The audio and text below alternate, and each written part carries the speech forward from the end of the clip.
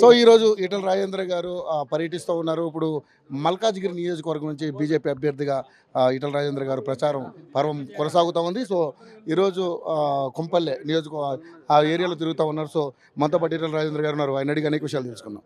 ఈటల రాజేంద్ర గారు సార్ నమస్తే. ఎలా సాగుతుంది ప్రచారం, ఏ విధంగా సాగుతుంది? మీరు చూస్తున్నారు కదా, కాలనీలే అపార్ట్మెంట్సే ఈ దఫా మోడీ గారికే ఓటేస్తాం. మళ్ళీ భారతదేశంలో భారతీయ జనతా పార్టీ అధికారంలో ఉన్నటువంటి భావన స్పష్టంగా కనబడతాం.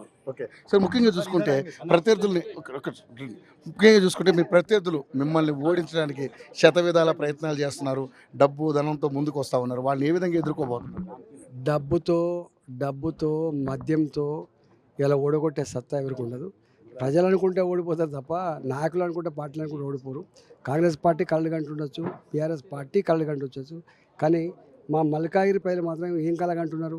మోడీ గారిని ప్రధానమంత్రి చేయాలనుకుంటున్నారు. కానీ సార్, ముఖ్యంగా చూసుకుంటే ఈ రైతు రుణమాఫీ ఏదైతే ఉందో అది కాంగ్రెస్ పార్టీ ప్లాన్ చేస్తూ ఉంది. సో అది కేవలం వాళ్ళకి మైలేజ్ వచ్చే విధంగానే ప్రయత్నం చేస్తూ ఉన్నారు. సో బీజేపీ ఏ విధంగా తిప్పుకుంటుంది? మరోసారి అబద్ధాలకు లేపుతున్నాడు ఆయన. ఓకే, ఇలా రేవంత్ రెడ్డి గారి మాట ఎవ్వరు విశ్వసించే పరిస్థితి లేదు.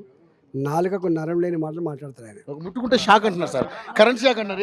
ఏ విధంగా చూస్తారు? కరెంట్ ఏమని చెప్పి సో చాలా బిజీగా ఉన్నటువంటి పరిస్థితుల్లో చూస్తూ ఉన్నాం ఈటల రాజేంద్ర గారు.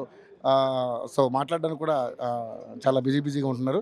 సో మొత్తానికైతే ఈసారి మోదీ ప్రభుత్వం అధికారంలో రాబోతుందని చెప్పేసి మాట్లాడుతూ ఉన్నారు. ఈసారి 10 సీట్ల వరకు బీజేపీకి వచ్చే అవకాశం ఉందని చెప్పేసి మాట్లాడుతూ ఉన్నారు. So out studio.